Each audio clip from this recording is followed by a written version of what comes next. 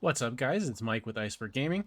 The beta weekend, the final beta weekend for Icarus just wrapped up, so I want to give you guys some quick thoughts on the game, what I think of it, if I'm going to be playing it moving forward, do I think it's worth a purchase. So I've got some footage here running in the background. As you can see, it's a pretty good looking game. I have it running on the ultra highest settings here, and it, it looks good. I'm a little bit disappointed with some of the textures and whatnot, especially in that grass there. As you can see, it's a little off somehow, but for the most part, it looks really good.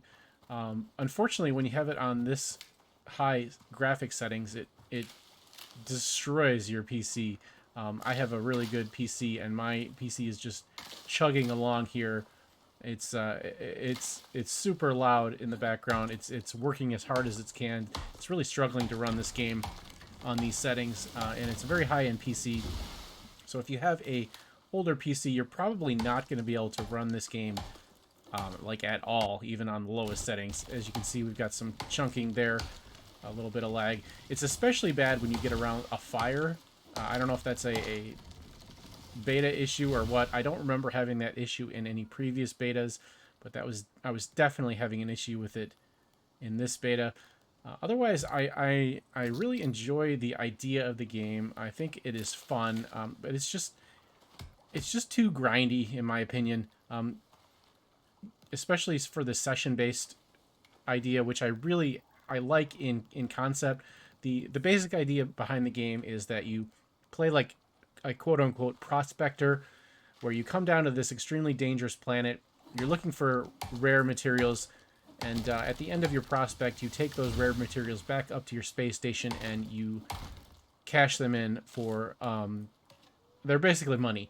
So you take them up the space station, buy new upgrades, etc., etc. Now, I really like this idea in theory, but it means that every quote unquote session, your progress is your buildings are not going to carry over. So if you're a base builder, this is not really a good game for you, and it's just too grindy that way because you have to build a new base every time, and it just takes so much grinding to level up your character, um, and get all the materials you need to keep building bases over and over again. So I like the idea in theory, but the execution, I don't know. It's a little iffy, but I definitely like the idea in theory. As far as the combat goes, it's okay. I really like you saw the zoom in close up there of me instant killing that wolf with a headshot. It's not bad. It could be better. Especially the melee weapons are a little bit clunky, and it takes a little bit of getting used to where the arrow is going to go, but it's not bad. The problem is that killing wolves and other animals is the best way to level up. That you really end up just grinding out killing animals and being really wasteful because you end up getting so much more food than you actually need for your character, that the food just goes to waste, and the food spoils, so you can't stockpile it for later. You have to eat it, and or it goes bad. So that's another thing that contributes to the grindiness of the game. As for the crafting and gathering itself, it's very intuitive. You basically take your tool out and you go whack away at resources, and they break apart, as you see I'm doing here to this ore. It's very satisfying the way it breaks up and you gather it. I like that it doesn't fly all over the place and you have to go searching for it. It just goes right into your inventory. Very nice. I don't like that the tools break. I think that's I guess it's realistic. I guess it's immersive, but for me it's just annoying.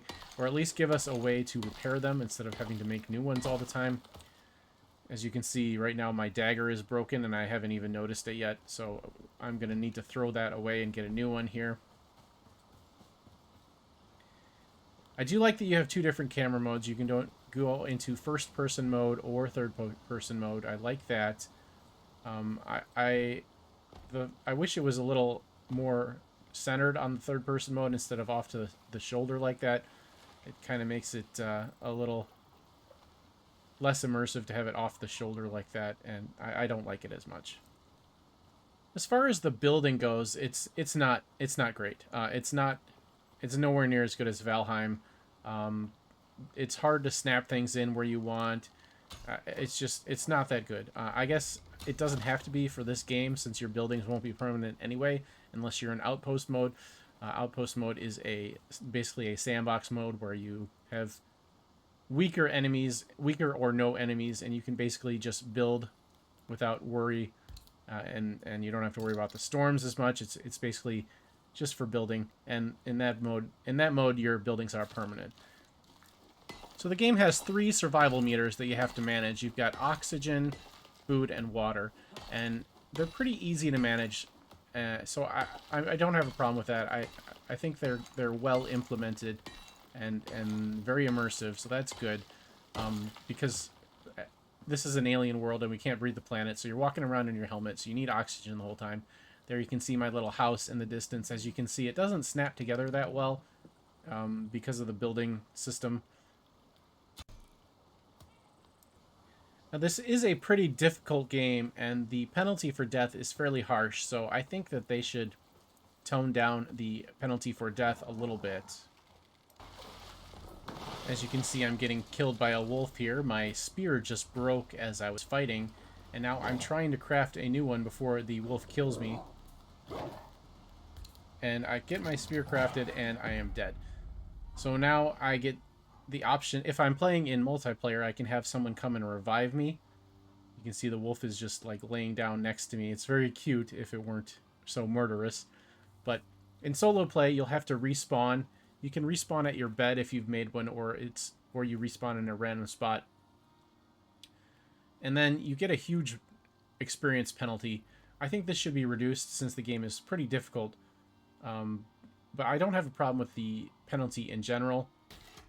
And I do have a bed up at this point, but apparently I never set my spawn point to it. And once you respawn back in, you get sent down in a pod, just like you do at the start. I like that part. It's pretty cool. And then you have to head back to your body to recapture loot, which is fairly common, and I don't have a problem with that. This is my little house that I built. It's pretty bare bones. There's not a whole lot of furniture in the game yet. Hopefully there will be at launch, but so far there is not. There is a map in the game, but it is pretty bare bones so far. Hopefully they will work on it for launch.